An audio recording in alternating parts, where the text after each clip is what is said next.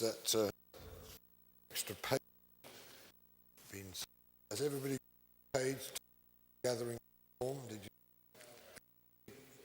Where are extra? Can we quickly with them? Just stay with them. They'll be. Well, we're not going to do it immediately. At the, you can put 13 at the bottom. That's fit in. I was just up this morning and began to speak to me and told me to write this page to. So please don't read it now. We'll just come to it at a time to draw your attention to it. And I want to come to page 12, and we now begin to look at the book of Hebrews. And there's some obvious things we need to know about it, just written in case you were aware.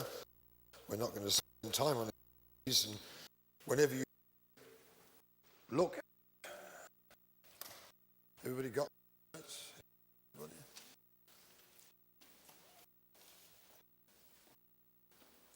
Praise the Lord. Thank you very much. Whenever you look at scripture, there's certain ways that you set out trying to understand its meaning.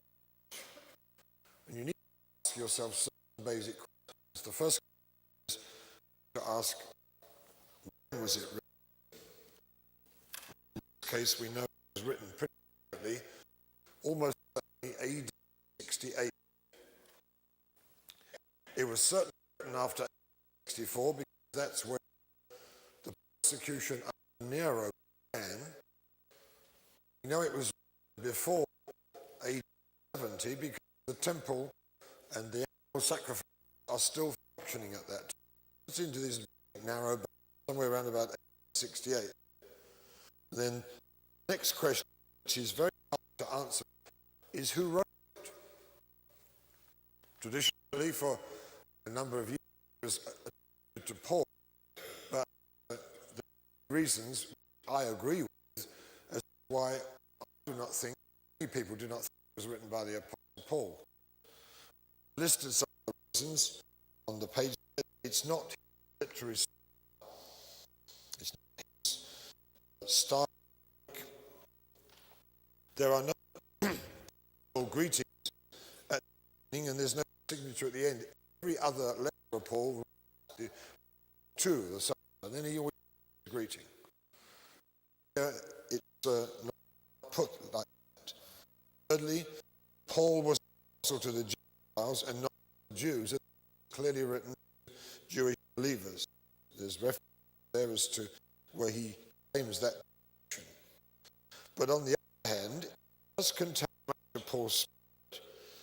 It contains much of his revelation, and it contains much of his of teaching, and it contains quite a few Paul-like phrases.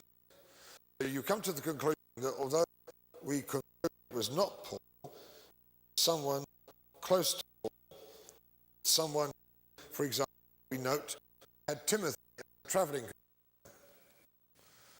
So you're really forced to think it can only be one or two people. It was clearly a spiritual son. Understand what that is, don't you? Who was also a Jew with a experience, understanding of the traditions and practices of the Jewish religion. It could have been either Barnabas or Apollos. No one really knows for sure. A person would go for Apollos every day. The reason is because Barnabas travelled with Paul and said to have a ministry to the Gentiles. Whereas you remember the first time you meet Apollos, he's reasoning with the Jews. Maybe just look at a moment, come to chapter 18, where we meet Apollos.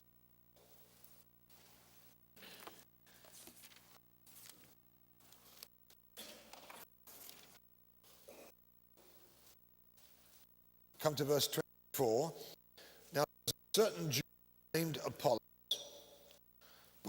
at Alexandria, an eloquent man, in the scriptures, and he came to Ephesus.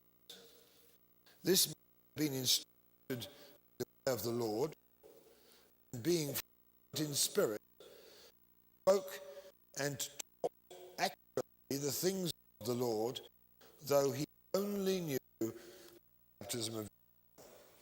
So he was a guy who was thoroughly studied in Scripture. He was eloquent and powerful. Priscilla, Aquila, and it's more like it was Priscilla who did the main teaching. Instructed the way of God more perfect. Instead of standing on his horse and refusing to be taught, and he received revelation.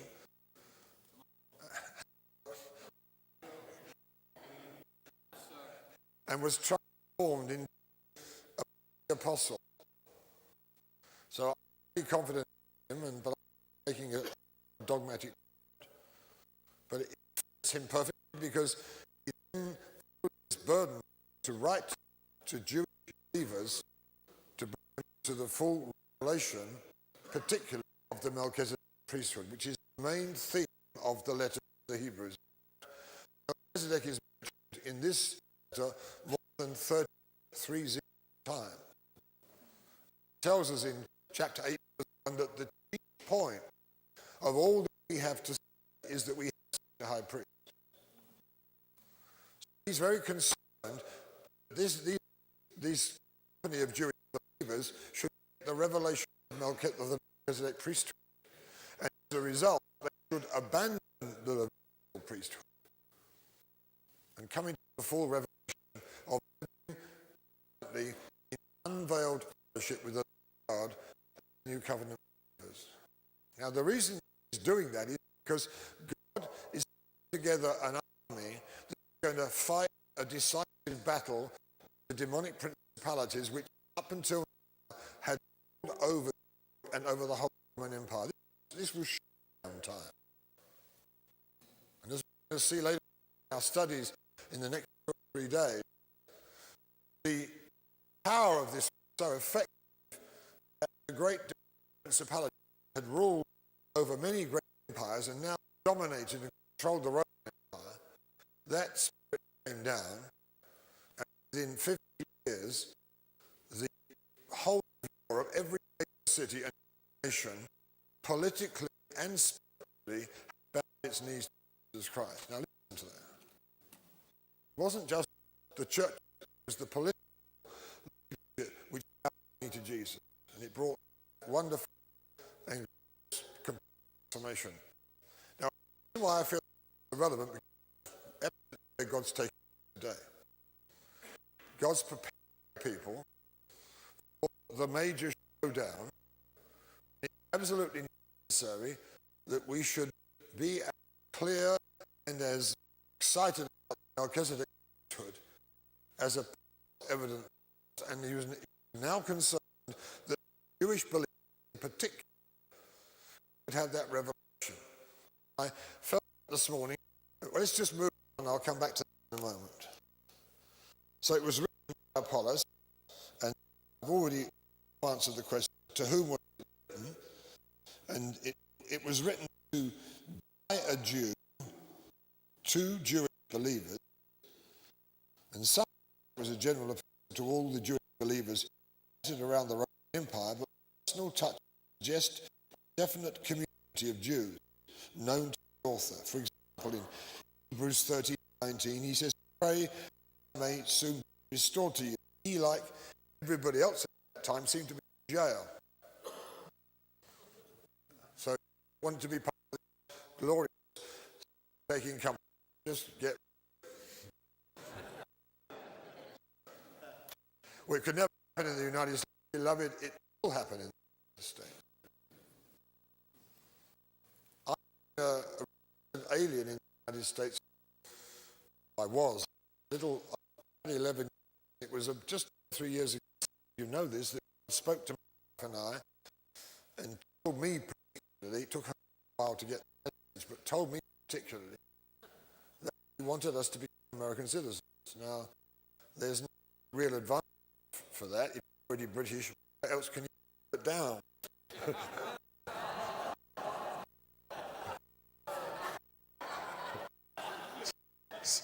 He's the arrogant British, they really believe that.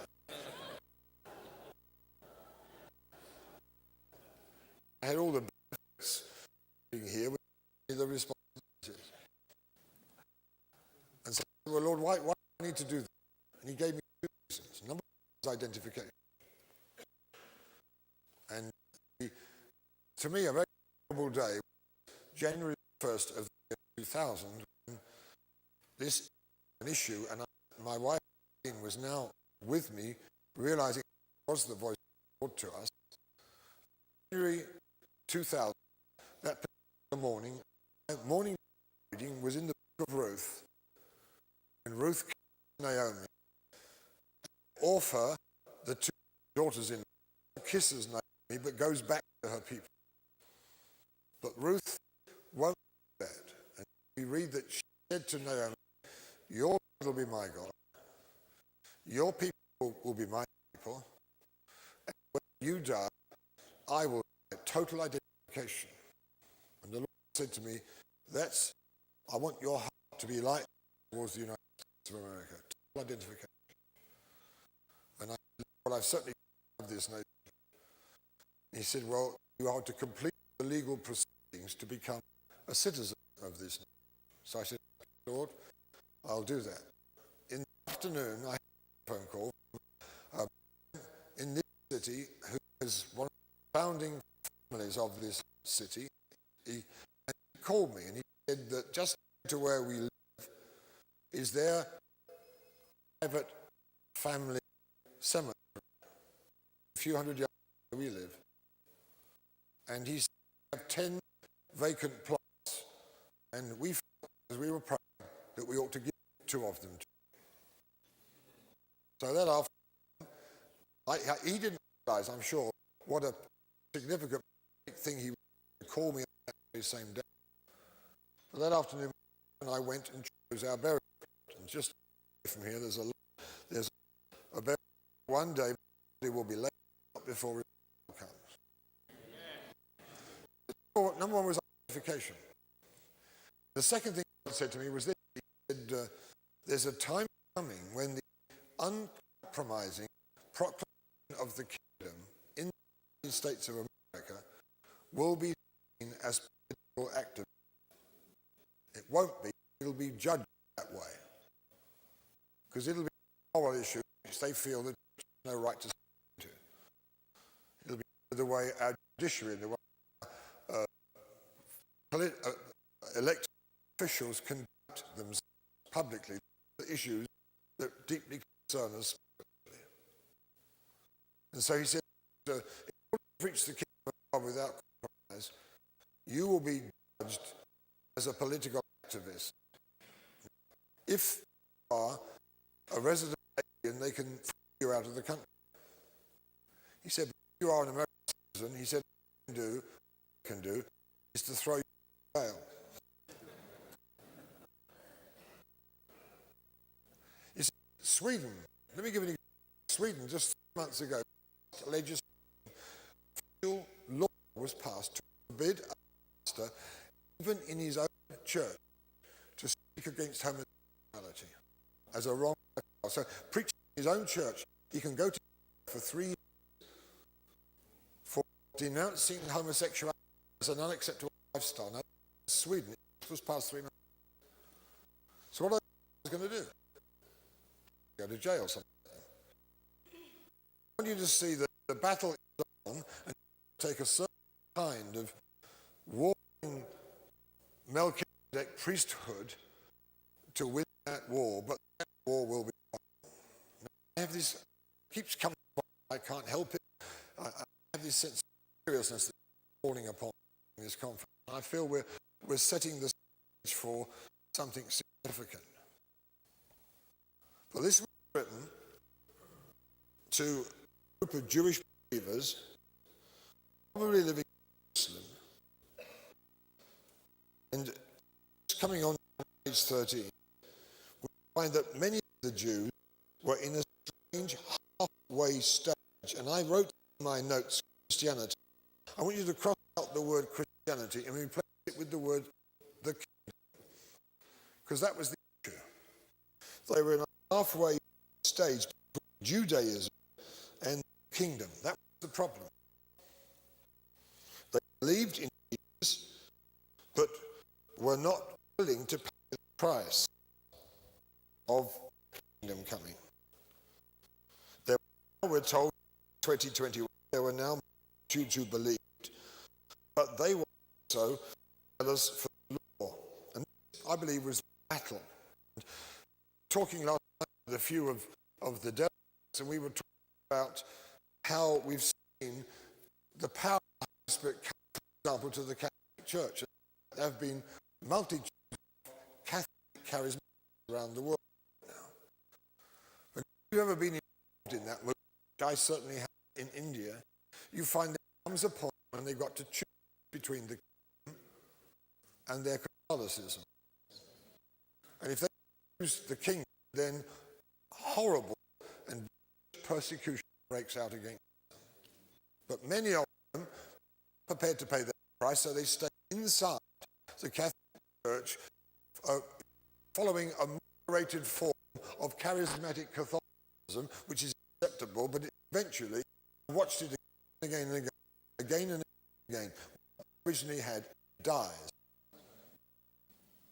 and they go back into, open marriage and all kinds of things. And it's tragic to watch it, as if for a while God gives them and says, "Now here's the revelation of truth. Are you prepared to pay the truth?" Many of them, as I've observed it, would not. Many of them did, but eventually, if they were forced to leave the Catholic Church and had to start new independent churches. Now, that's where the life is, and that's where the power is. You can apply America to the good old Baptist denomination, the Lutheran denomination. There's significant things happening in the Mennonite Church. Move around New England, and you'll find they're making the same sort of decisions in the Lutheran Church, right here in the United States.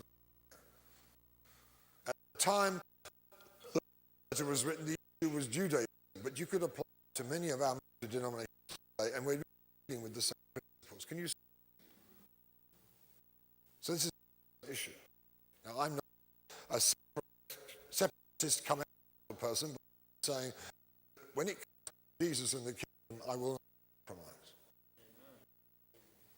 The God came to us in a Baptist church in Bombay. Thought until God came, that he was definitely Jewish and definitely Baptist. And this wouldn't upset traditions. He came into our church, and I discovered to my horror, I didn't know God, that I'd been worshipping and even serving for the last 7 years. It was definitely not British. He didn't seem to care about many respectable things he cared about. And he was and is not a Baptist, just God. So a choice to make. Either I change quickly to be compatible with God, or I will have to get rid of it and keep my traditions. I thank God chose to walk in wherever he wants to take me. I lost some friends, I lost some associations, but I found many ones. And God was faithful. And the power of God is not in those compromised halfway situations. Now, I talk about ragged rebelliousness. I'm not suggesting that as long as you can walk in harmony and peace, then when it comes to a major issue of truth, you cannot compromise the truth that God showed you in order to remain politically or religiously acceptable. Cannot be religiously correct, cannot be politically correct. Would you agree with that? And this was an issue, I believe, I'm going to say Apollos. I hate him the writer of the Hebrew. I think it was, I'm not absolutely sure. I think it was in his heart he wrote this. Okay. Down page 13, we're in danger conforming to the pressure of the Jewish community and getting back to their lifeless religious ceremony to avoid the reach of the cross. So if you like, suffering religious persecution. Now here's the next thing, which then began to develop. This didn't happen immediately. It was happening by the time to the Hebrews was they were losing the bright boldness of to the world by adopting a less controversial stance, becoming more politically correct, if you like. It's politically correct, for example, to say Islam is an evil religion that's by a cruel oppression to dominate the world. It's not really correct to say that, but it's truth. Now saying that, I love the Muslims. I was to death. I love them to death. I love Muslims enough to want them to come to the bondage of their religion and come to the liberty of Jesus Christ. There can be absolutely no compromise on that. But if you talk that way in many parts of the world, literally, your life. Speak it publicly, you could be dealt with really, because there's a sort of a to make, because of the power of the opposition, we were prepared to live in Christ.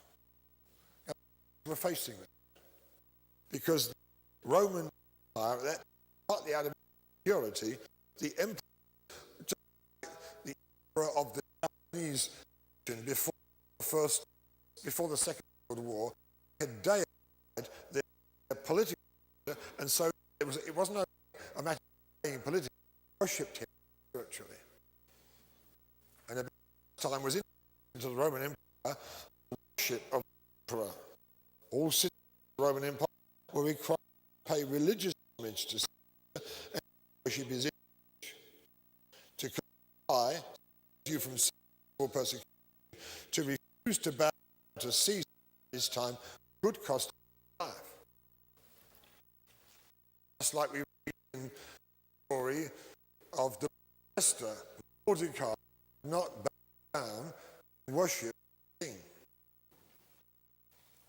That got him in trouble. These are the sort of issues we're facing that you can see how relevant they are. Now, many similarities between the letter to the Hebrews and the letter to the Ephesians. The letter to the Hebrews is concentrating on the Jews that have come to believe in the Messiah, now are walking this difficult road of being true to the kingdom, dealing with religious opposition from their own people at the same time, now becoming disfavored about the whole Roman Empire because they won't play politically acceptable religious games that everyone play. So it doesn't cost you much down to Caesar, and it's so trouble. You can't do that. Only one God is Jehovah. Of course, believing Jesus' name is Jesus. And as I'm pondering this morning, I'd like you to now to this page 13. I summarize what I sense in my spirit is the gathering, the showdown with secular humanism, New Age, all its various manifestations, all its traditions, even in nation. We've never dealt with the ancient traditions of our nation. For example, that sort of is still very powerful, very prevalent to certain parts of this nation. Has never been confronted. If you come from a Hispanic background, then although you've had Catholicism laid as a veneer, it's laid as a veneer on former religion, which was just adapted to become Christian, which happened in much of Europe. And those evil, wicked origins have been adopted in Christianity to make it more powerful. It's a twisted and wicked version of what originally sent them. And the practice, the worshipping of the dead, these things all over Catholic Europe, all over Catholic Central America, are heinous demonic principalities which have never been dealt with. Amen? Don't know these things. Let me tell you, it's absolutely true. God is decided that he has come to declare war on these things and bring his kingdom. God is having a hard time hanging on to the kingdom. He's just the time to remove every manifestation against that kingdom. He's confident of his ability to win the war. But you take like Kenya. There's been a powerful move of God in many people in Jesus. The basic roots of that are never dealt with. Many of the tribal customs are still ingeniously. Some of the main centres, those are still left there as cultural monuments to the historic past. One of the excuses which is used. We have reasons why we need to be ashamed that we treat Native Americans of the United States, but at the same time, what they were worshipping was terribly and wickedly evil to be taken away. You can't compromise with that culture and say, well, it's culturally nice. It's evil. It's got to be taken away because it offends holy God worship and it have no part in dancing kingdom.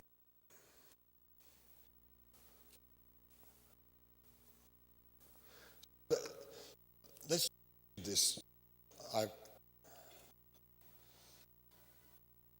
Up to AD 65, the main portion have been Jewish religious opposition. Roman authorities have been largely neutral, different. Now changing. The kingdom was now beginning to the major economic principality which over the Roman Empire. That principality was about to launch major attacks on the church in a desperate bid to survive. The battle was going to be long and slow, but ultimately the final breakthrough would come. It was time for compromise to pull back, to quit. The believers had distinct advantages to this. The Jewish believers had distinct advantages compared with the multitude of new Gentile believers.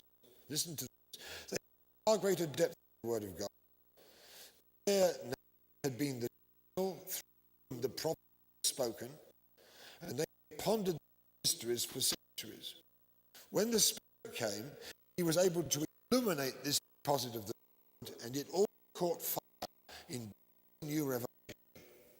The apostle was an outstanding advantage was of this letter to the Hebrews.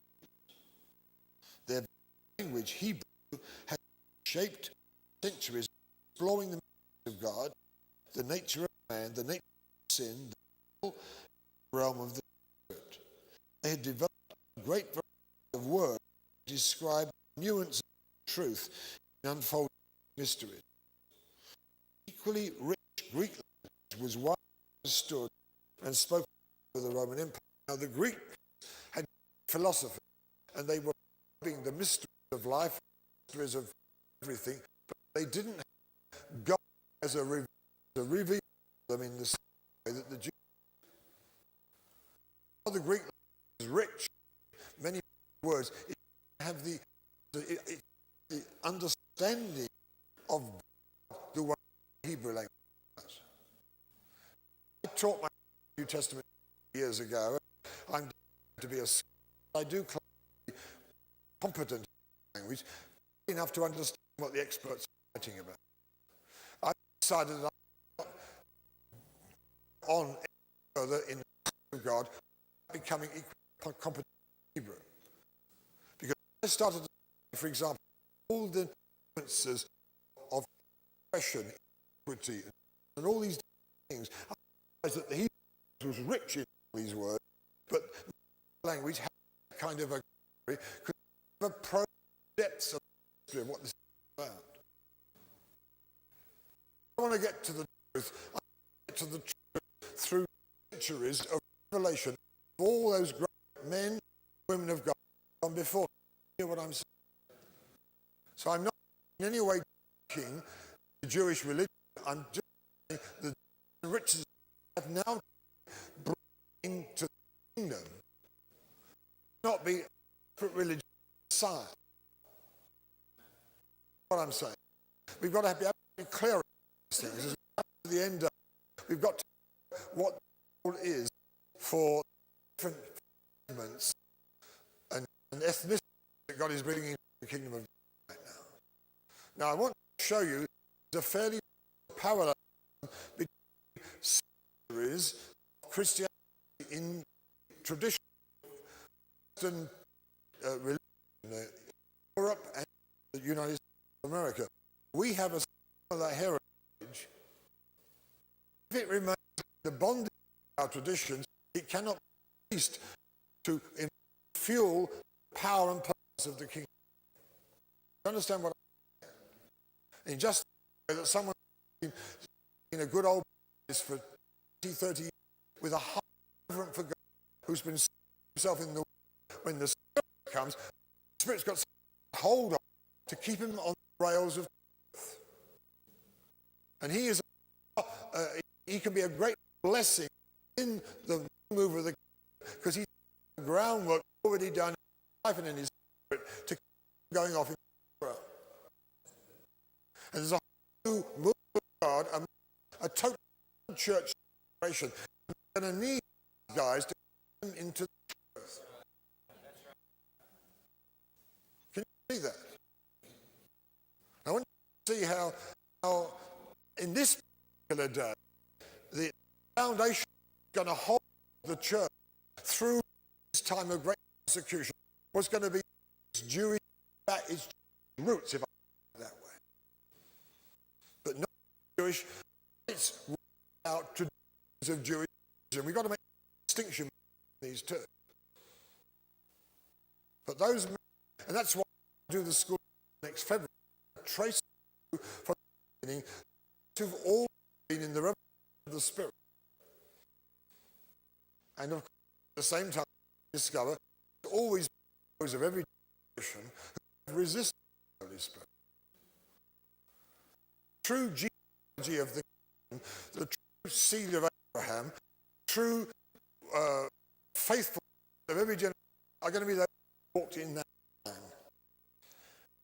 And that's true olive. Fascinating, which I'm always excited about. But it's giving me a very clear understanding of how we work, the whole matter of what the Jews to God's emphasis. But I want you to know this is written to the Jews by a Jew, because he's their crucial role to play when the church is under fire, when the church is being bombarded by all demonic principalities. It's going to be those guys who are deeply embedded in generations of truth, who hold the church and bring it to the victory which it subsequently experienced. You and I are crying out in the United States for wonderful found to be brought unashamed and as powerful into the kingdom as the Apostle Paul was. I don't want to stick it halfway where they're still in Judaism but in the Messiah. That's no to us in the kingdom. And it won't be to us in the kingdom, which is. I hope you can believe the Spirit showing me you can receive what's being said to us. I see a very similar role to our historic Christianity, much West Europe and North America. It's going to have the same purpose. It's going to have give the same solid foundation to new nations which are turning to Jesus, multitude, and total nation in the United States and in Europe, which are as pagan than anywhere else in the whole wide world. Go to Germany today, what its heritage is. You talk to the generation of the they have no clue. My heart bleeds. I literally walk the streets of Germany weeping what I see. But I believe there's a movement coming to turn them around, and they need the foundation. God's going to do something phenomenal in the German-speaking world. We have a debt the way they stood there, and they brought liberty in 5 centuries ago. Now, all this, you're going to catch on all this. Understand what I mean.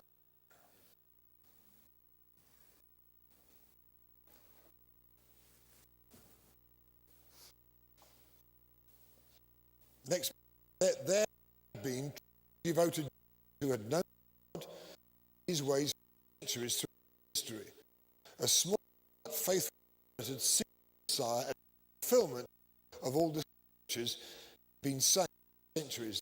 Joyfully received him, Jesus, and were the foundation of the church. They were vital leadership needed to hold the church during the time of heightened leading through. At the time the letter was written, ruling demonic principality, Artemis or Diana, also called the Queen of Heaven, was throwing it into the fight.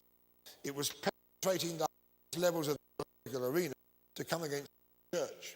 This was the thing. It wasn't religious persecution. It was secular persecution. Laws were passed. They were being forced to stop people in any way practicing in liberty what they held so dear concerning the We're coming to these days. I just told you. Sweden. You cannot get up in church on a Sunday and say, look, according to the Bible, homosexuality is an evil we have to deliver from. Take him off. You can't speak in our nation. If we don't fight for America, it could be in the same very soon. But we fight for them. It goes on. We haven't lost the battle yet. During this time, a bit. It was penalized levels of to come to the church over the next 25 years. 2 notorious Roman emperors came against the church. Emperor Nero from about 865 to AD 60, and Emperor Domitian from AD 80 to AD 95.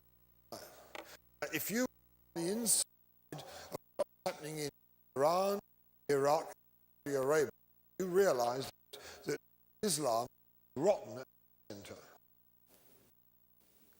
Collapse every time. While I believe that Saddam Hussein is a threat and a to world peace, to come in force against Islamic could harden many people at the moment are speaking to a new approach to the God of our Lord Jesus Christ. And we need to be, I'm not saying the answer, I'm much more about this. I feel uncomfortable. I'd rather God deal with it than America. I'm just saying, I'm not saying military is not an appropriate circumstance. I'm not saying, I'm just saying we could be turned into something which could what God is doing in Islam. It was interesting to visit Europe during the 70s and the 80s, and I used to visit those days along with other leaders of communist. But in 1987, it was obvious, if you were spiritually aware, communism had been discredited. You know, it says, Numbers 14 says that Caleb, we can eat enemies for breakfast. He says this, is their protection has been taken from them. He saw the spirit that the demonic powers that fuel their power and authority on earth, these demonic powers had been thrown down. They were just on earth with no power anymore. Now, if you knew Eastern Europe in those days, although communism was a terrifying force that invisible, it was taking over one nation after every new African nation emerged out of colonialism, seemed to go into communism. 86, the power was taken from them. And when you went to Eastern Europe, communism was still continuing for a while. Even the communist officials were making jokes about communism. Believing in it. Totally discouraged, and it wasn't surprising when in less than 2 years it collapsed. It collapsed at the center, and all its tentacles of power in Africa just shrunk up and died. Into India was very communally inclined. All that was when it collapsed at the center. I'm convinced that the same is going to happen to Islam. When Iran and Saudi Arabia reject Islam, it'll come all over the world.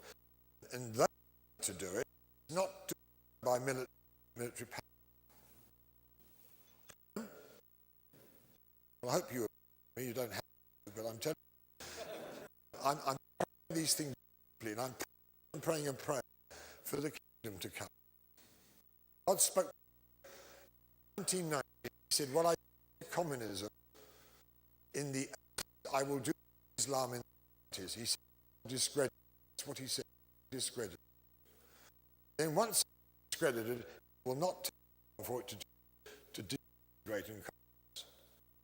That would mean very near something like 1 billion Muslims will be looking for a new answer to. One of them find Buddhism, as recently in amongst the what's the word I want? The caste in India have decided they don't stay in Hinduism, but unfortunately they've chosen Buddhism. They'll try that and find that won't work. But the battle is on. They've made many of our nations. And I hope you're aware of this. Okay, let's move on. The last two paragraphs of 13a. This time, most of the church spent time in jail. Hear that? This time, under the two persecutions, most of the church spent time in jail, and many were executed, including all the original apostles except John. But the church went on. In AD, the break came. Domitian died, came out of prison, assaulted Artemis, who was overthrown and defeated, and over the next 50 years, the kingdom had power for Europe to every major and every political and spiritual feat of Jesus Christ. Now, I believe that big. I believe that's what we're prepared for. Now let's turn on to 14. Let's just look at the purpose of it. It will reveal the discipline of those who accepted the kingdom with much more identity and power than it did. Also surprised and dismayed to sustain an increased opposition to the truth by religious civil authorities. When the charismatic movement came in 1970, it was going to be over in no time. You? Well, maybe, but I. And I said, how is it? In 1960, there was estimated to be something about 40 million spiritual believers worldwide. By the year 1985, it's almost 400 million spiritual believers worldwide. And the devil has got a way of increasing his forces. Good thought is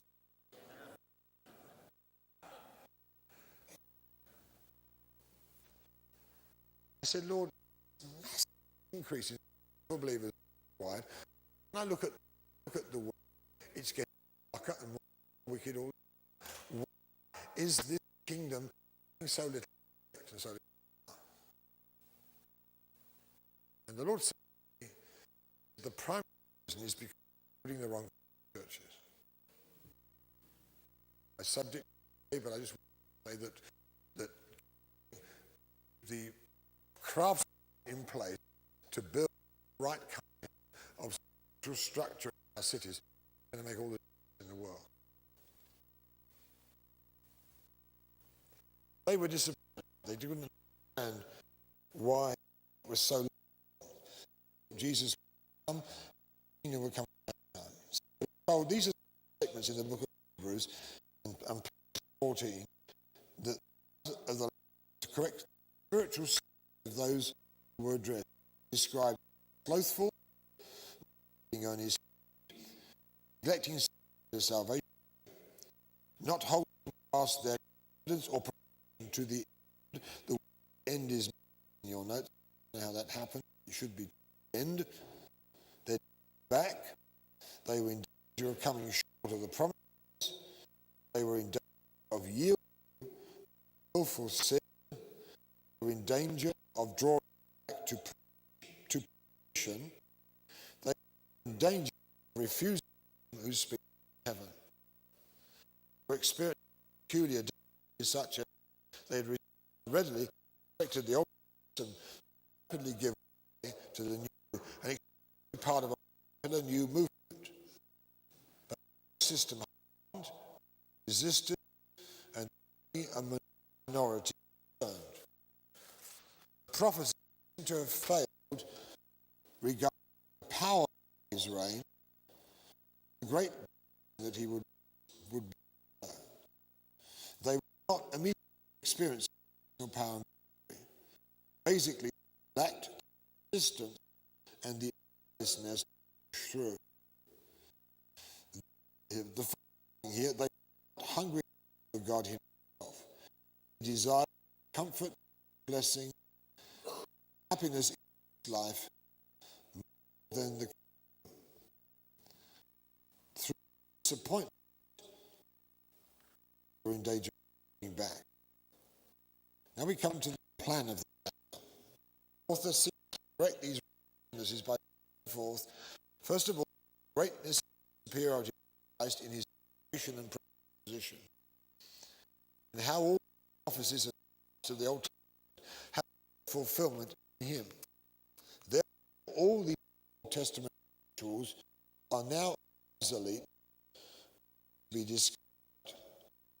Basically, they had only one problem: a knowledge of who Christ really is, what salvation really is, and what it truly had already accomplished. A lack of knowledge of what we have become, who we are in him. Let's read a few verses. My people destroy through knowledge, by his knowledge, my righteous servant judged by many. This life is eternal, may know thee, the only true God, and Christ in the world. Paul's in Philippians 10, that I may know him, and the power of his resurrection being formidable to his death. The word in every case is this word, gnosis, which is the word of intimate knowledge. It's a strengthened form of a word used for a man knowing a woman. Hope, matrimony, godly matrimony, was what I'm told is you know Jesus more than you know life. You know Jesus, your husband. The relationship you have with him to be deeper and stronger than even primary relationships. Power, if you like, through knowing him, that produces the power which us to a place we can now be Melchizedek priesthood is able to force the kingdom of God. Bottom line, you don't know, destroyed. What it says, people are destroyed through lack of. You read statistics happening to pastors in our nation right now, and the primary reason for the lack of God. They've been trained to conduct the practice of the ministry. They've been, many of them, in the of the word, but that vital connection with God that keeps them and holds them through every kind of pressure or difficulty. They know, like the Lord Jesus, how to carry on with the tabernacle that Moses had, tabernacle David had. And of course, when the Lord Jesus came and walked, he tabernacled them. He knew how to treat away from the demands and pressure of his ministry. The first point is to spend time with God. Now, what we're being called to be able to do it individual basis, but to us, God is providing all over this for cities. They just be permanent places of prayer. 4 hours, 7 days a week. You can come there, you're in the presence of God for however you need, and go out in the power of that gnosis to be much effective in your ministry. And we're going to see that one of the main thrusts of Hebrew letter is taking us all into that relationship. And we are totally convinced, just me so powerfully that my lifestyle to change in order to in this. Amen. Maybe God will speak to you in this way. And he does speak to you. It's in Hebrew. You know, if we refuse him who spoke on earth, how do we use him who spoke from heaven? We're going to hear him speaking to us in heaven in these. And I want to be obedient. Okay. I'm going to put the type of Moses. I'm not going to spend time on that. Which is 3 levels of with.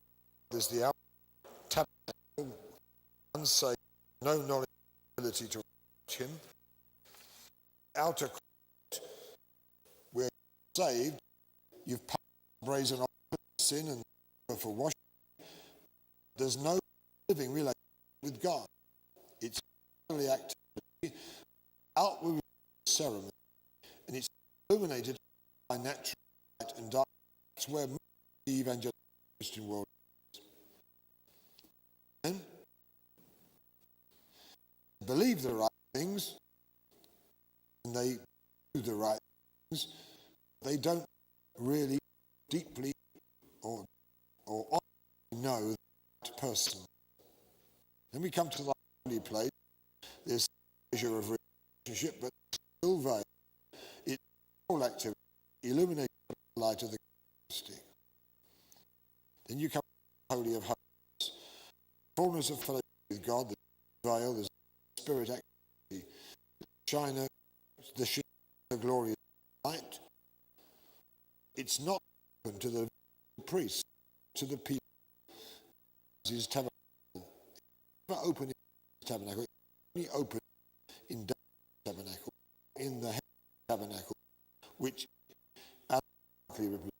it's the tabernacle of New Jerusalem. As a priest of the order of Melchizedek, we are urged to enter the Holy of Holies. Here, live permanently. Christ has a new living way for us through us by the power of his resurrection. The land is divided into 12 sections, interspersed with 5 warnings. I'm not going to spend on this, but I'll give you an outline to the whole. First things Jewish are numbered in 12. I'm not going into that. I could. With all other the New Testament has 2 sections. It has doctrine or teaching. This goes from chapter 1 to chapter 18. If you've been taught the truth, then show how to practice truth. It's not only what we do, but it's what we do with what we do. But if you don't know it, you can't do it. So the knowledge will come, but the knowledge then leads on to the activity. So I'm not saying that we spend our whole lives in intimacy. We do need intimacy for the rest of our lives to be properly ordered and to be properly fruitful. You cannot serve God without intimacy. But intimacy is not the only reason why we're on earth. In fact, it was only it's to go to heaven. It's easier. So the for the purpose. That we are, we'll see this, we're cleansed from every vestige of sin in the flesh. We can live in the purity of that relationship. We can hear God clearly as Jesus did. We can obey the way Jesus did, and we can and do the thing Jesus did. He wants to make us. So we come out of, if you like, the tabernacle, out and great excellence for God. I've got the two sections mentioned. I'm not sure I'll read them for you. Read them on your own. Then coming 10, section 9 through 10, we come to the practical sections, which there are. Interspersed between verse 19, interspersed between the 12 teaching and practical section, there are 4 warnings. We just these and we're going to have our break. The proof of the supremacy of Christ, angels and prophets, we are warned, do not neglect so great salvation. So there's a proof that comes.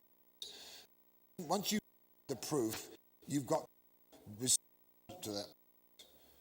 Number 2, after the proof that Christ is greater than Moses, we're to do not follow after the example of unbelief, fail to enter the promised rest. Moses preached eloquently the promise, but never into it. Hello? Into rest. He just to the picture of rest, which they never entered into. Verse number 3. Proof that Christ is greater than Aaron, a warning against standing still. All these things for the next couple of days. After the call to enter the holiest of all, a warning against sinning willfully and turning to perdition. As I said several times already, to get close with God and to get heavenly revelation that is only afforded to certain people who walk that close to God. Get that sort of revelation, have that sort of mercy, and then you can go out and sin willfully. I tell you, that is a very, very dangerous way to live, and God will do that. I'm beginning to see right now in the United States, and I tell you, if I don't really have the fear of God on me, I now. Fear for them. I think they can live in this casual way. Okay. 4, I think. I'm sorry, 5. After the exhortation to patient endurance, a warning against falling short and rejecting him who speaks from heaven. It's the plan of the book. It's got a clear plan, it's a very clear purpose, and to receive it produces the most fantastic fruit. Well, praise God that this Jewish community received the letter. It's evident from the writings of the early fathers, they did receive it correctly.